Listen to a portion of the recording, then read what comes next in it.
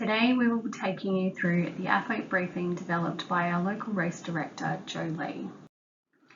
In this briefing, we will cover the event schedule, weather forecast for the event weekend, athlete items, course reviews, and post-race schedule. If you have not already done so, please read the athlete information guide, as there is information in there that we will not have time to cover in this briefing. Also, if you have any questions at the end, please feel free to ask those in the comments section or send a DM to the event team in Facebook. Ironman Taiwan will officially kick off on Friday, April 8th. We will only cover key schedule items now. For a more extensive event schedule, please visit the event schedule on the website or the athlete information guide. On Friday, athlete check-in will be open from 1 p.m. to 6 p.m. There will be a T2 transition tour besides 4 Points Sheraton by Penghu between 4 and 4:30 p.m. In the evening, there is an optional welcome function that will be at the 4 Points by Sheraton Penghu Hotel from 6 p.m. On Saturday, athlete check-in will be open from 9 a.m. to 3 p.m. Remember, this is the last opportunity for athletes to check in. Mandatory bike check-in will be from 1 p.m. to 5 p.m. and all bikes must be dropped off in Transition 1 at this time. And there will be a transition tour and Q&A at the T1 transition area at 3 p.m. And this will be a good opportunity to ask the race director any questions in person.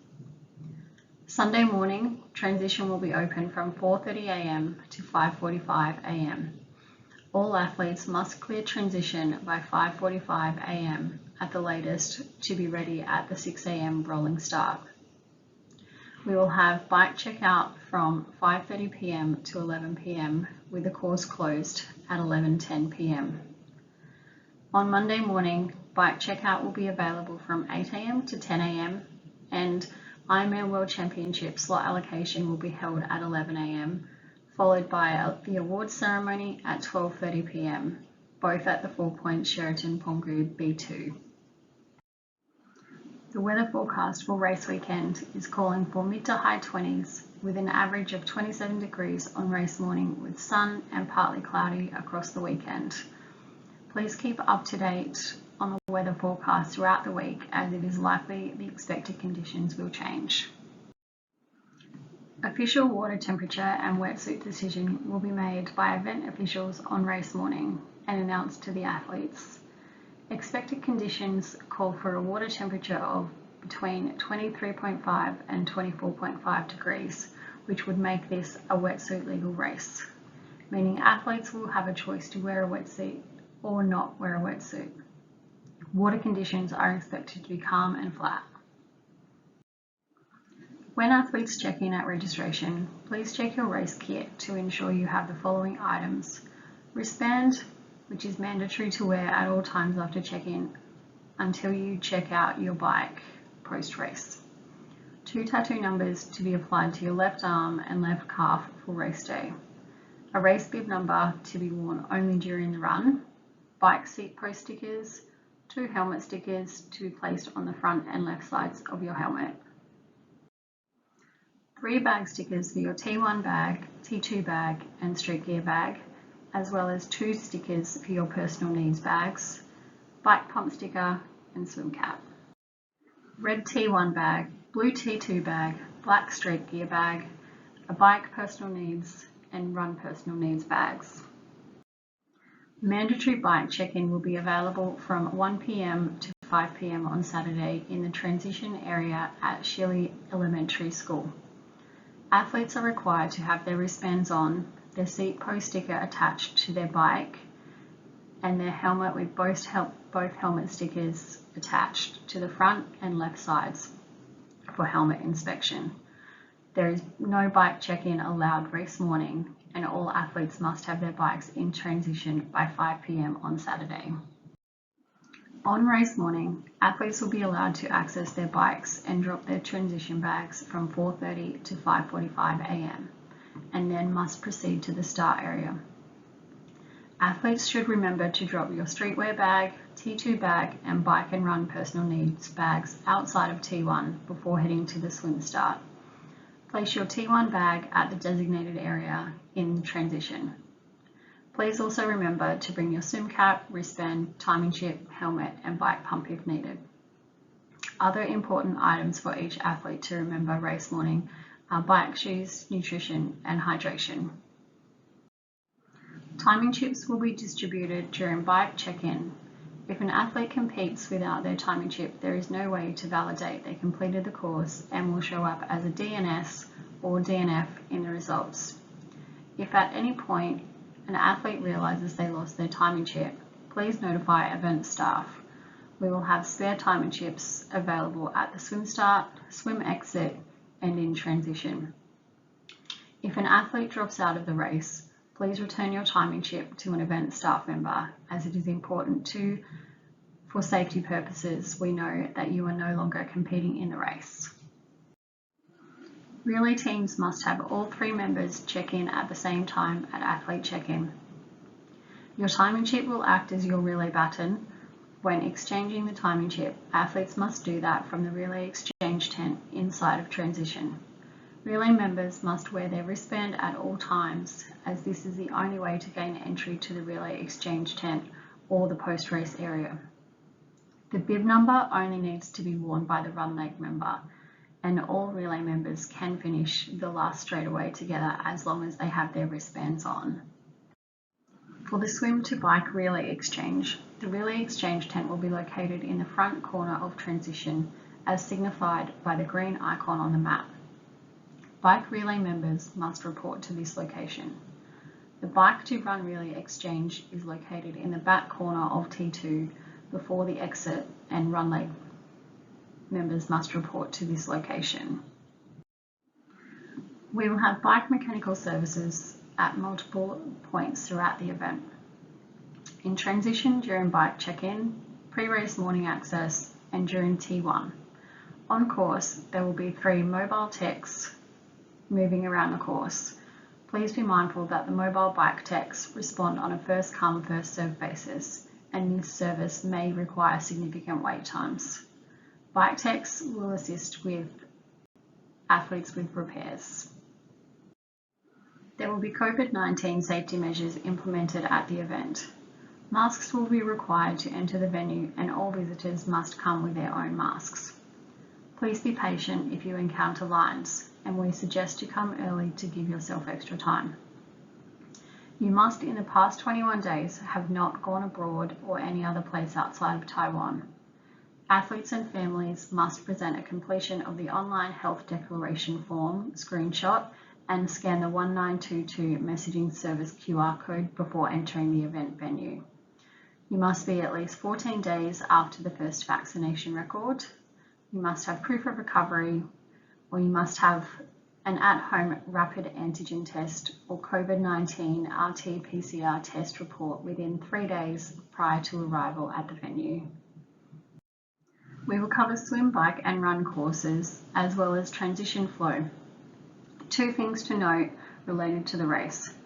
It is the athlete's responsibility to know and understand the 2021 Ironman rules and regulations. These are available at ironman.com, and it is the responsibility of the athletes to know and follow the course. The swim is 3.8 kilometres and is a 2-lap 1.9k course. There will be no opportunity for a swim warm-up prior to the race. Athletes will need to position themselves in the starting area based on their expected swim times. There will be flags labelled with swim time ranges to help organise the faster swimmers at the front and the slower swimmers in back. Once athletes are in the water, keep the yellow buoys on your left shoulder and turn left at the second yellow buoy from shore.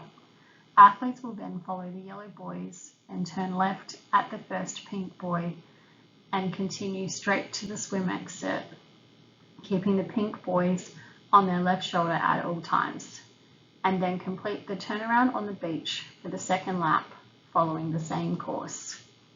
Athletes can stop and rest by holding onto any of the buoys, swim line, boats, or other swim safety equipment, but any forward progress is prohibited and can result in a disqualification. If at any point during the swim you require assistance, please raise your arm and one of the swim safety staff will respond immediately. If there is a swim cancellation for whatever reason after the swim has started, you will hear horns and whistles blow continuously. Please follow the instructions of swim safety staff and exit the water. If you drop out before or during the race for safety reason, it is important to return your chip to the dropout clerk at the info tent at transition or return to any event staff member you can come in contact with. Upon completing the swim, you will exit the water up the stairs and follow the red carpet into transition to claim your bike and T1 transition bag. Once on the bike course, athletes will first head out onto Route 201, then right onto 204, heading past Point A and the first aid station, where you will then turn left onto Route 202 and head past the Goyer Elementary School. After turning right onto Route 11 and then left onto Route 12, athletes will then follow Route 203 to turnaround B, which is just in front of the Penghu Great Bridge as the furthest turnaround point. Once making U-turn at Point B, athletes will follow the same route back to Point A and complete 3 laps. On the last lap, athletes will continue past Point A to follow the course into T2, which is located beside 4 Point Sheraton by Penghu. There will be a marker every 10 kilometres on course. The roads are not fully closed and there may be vehicle traffic sharing the roads at times. As with all rides, please be vigilant and stay alert about what is happening around you. As covered earlier, there will be 3 mobile bike mechanics on course. There will be 3 aid station locations for a total of 9 hits over 2 laps. At U-turn Point A and B, we will have a SAG vehicles to transport athletes back to transition that cannot finish the race. If you need to drop out, these points are the easiest and fastest way to get to transport back to transition. There will be 1 penalty tent located in transition 2. If you receive a penalty during the bike, you will need to report to the penalty tent after racking your bike before continuing onto the run. There will be 3 aid stations hit and will be available on all 3 laps. The first aid station location will be available at 13, 65 and 117 kilometres. The second aid station location will be available at 31, 83 and 135 kilometres. This will also be where your personal needs bag is available.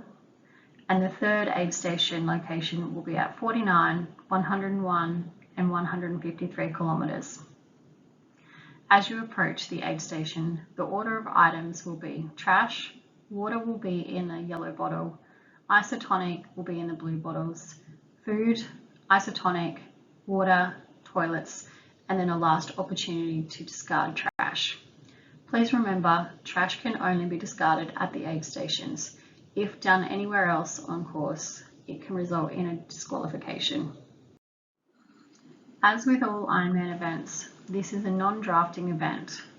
Keep 12 metres between yourself and the athlete in front of you at all times.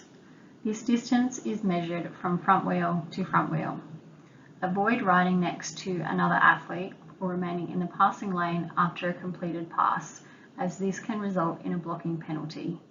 A started pass must be completed within 25 seconds or you risk a penalty. And if you are overtaken by another athlete, it is your responsibility as the overtaken athlete to drop back 12 metres out of the draft zone. If you receive a penalty from any of the race officials during the bike leg, you must report to the yellow tent in transition before the run, or you will be disqualified. A yellow card is a 30-second penalty, blue card is 5 minutes, and a red card is disqualification. If an athlete receives 3 blue cards, that will result in a disqualification. Common penalties include drafting, blocking, illegal passing, and littering. Please be mindful and avoid risking a penalty on race day. This is very important. Please pay attention to the following process if you receive a penalty on the bike, as this is unique to other countries. Official will call out the athlete's number. Athlete will need to pull over to the side of the road and make a complete stop. Official will show you the penalty card. Official will then make the sticker on a helmet or seat post. Take a picture of the athlete. At this point, you have not served your penalty. You have only been issued the penalty. After the picture is taken, the athlete will return to the course. You must then report to the penalty tent, which is the yellow tent at the transition area, to serve the penalty before entering the run course. It is extremely important to follow this process or you can be disqualified. When coming into transition from the bike course, follow the pink line on this map to enter transition 2. Once you dismount your bike, you will enter the transition area, rack your bike, use your T2 bag to change into your running gear, and then continue out onto the run course. The 4-lap marathon run course will start once athletes leave the transition area 2 and run to the turnaround point A to make a U-turn, to then head to point B and follow the course to point C, which bypasses the finish area. Athletes will then need to follow the road along to point D, then make a U-turn and head to point E. And then they will follow the route along to point F, which will head past aid station 2 and aid station 3.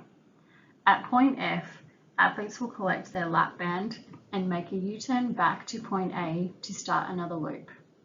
Athletes are required to complete 4 laps and collect 4 lap bands at point F before they head to the finish line. Please do not enter the finish straight away until you have 4 laps on your arm.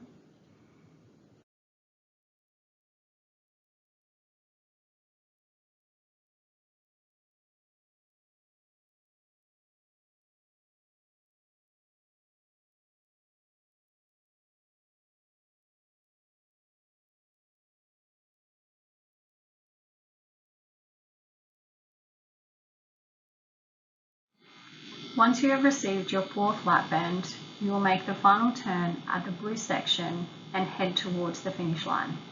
Please do not enter this point until you have received all 4 lap bands and completed your 4th lap. There are 3 aid station locations for a total of 24 hits. The product order will be a trash bin, water, isotonic and cola, food, isotonic and cola, water, toilets, and a last opportunity for trash disposal. Please remember, trash can only be discarded at the aid stations. If done anywhere else on course, it can result in a disqualification. Once in the finish line, volunteers will meet you and direct you to medical if needed. Athletes will receive a finisher medal and towel, your timing chip will be removed, and then you will have access to the food, drink, massage and streetwear bags in the recovery area. Please be aware that only athletes are allowed in the finish line area. Any athlete that finishes with friends or family will be disqualified. Swim and bike relay members can join their runner in the last straightaway to finish the race. Please ensure that you have your wristband on to be able to do this. Cut-off times will be strictly enforced by the event team, and each athlete time does not start until you cross the timing mat at the swim start. There is no advantage to starting in the front. All athletes have the same amount of time. If an athlete is not able to meet the cut-off times, they will show up as DNF in the results. All time of day cut-offs are approximate and are based on the last athlete entering the water at 6:10 a.m. These cut-offs can be moved forward or backwards based on how long it takes to get the last athlete into the water. The swim, you will have 2 hours and 20 minutes from your individual start time. There will be an intermediate cut-off at 1.9 kilometers at 7:20 a.m. If you have not reached this point by that time, swim safety will be required to get you out of the water and then will return you to shore. Each athlete will have 10 hours and 30 minutes from their individual start time to complete the bike.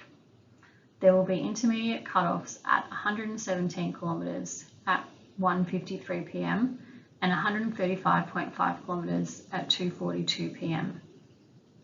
Event staff will be at these points to notify athletes that they are DNF and will return them to transition.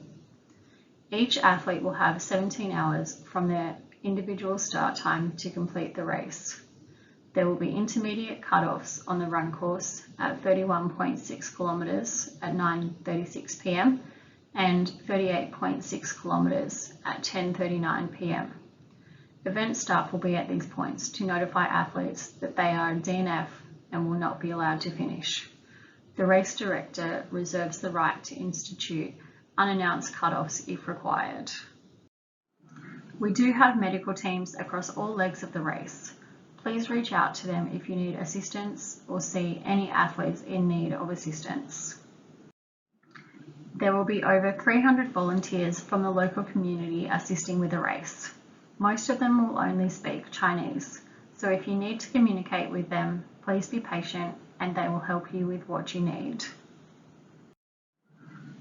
Slot allocation for the 2022 Ironman World Championships will be held at 4 Points by Sheraton, Penghu B2 at 11 a.m. on Monday, the 11th of April. We will have 45 age group qualifying slots for the event in Kona, Hawaii, USA on October 6th and 8th, 2022. If you hope to earn a slot, please be on time for slot allocation. If you qualify for a slot and your name is called and you're not there to claim the slot is lost and you'll roll to the next athlete on the list and there will be no opportunity to get it back. If you don't think you're fast enough to qualify but still wish to go to the World Championships, definitely show up. There is always a chance you can earn a slot, as it is common for some slots to roll down from the top athletes in each age division. If you do take a slot, you will need a photo ID and be prepared to pay the $1,100 registration fee plus 10% active fee at that time. And only Visa and MasterCard are accepted. Immediately following the slot allocation will be the award ceremony and post-lunch at 12:30 p.m. The top 6 in each age group will receive an award. If you expect that you are in the award list but cannot make the award ceremony, please notify event staff so they can make arrangements to get your award to you. If you have any questions, please ask in the comments section below or feel free to DM the event team. Please remember, if you have not already done so, please read the athlete information guide, and that concludes our athlete briefing. Thank you all and good luck on race day.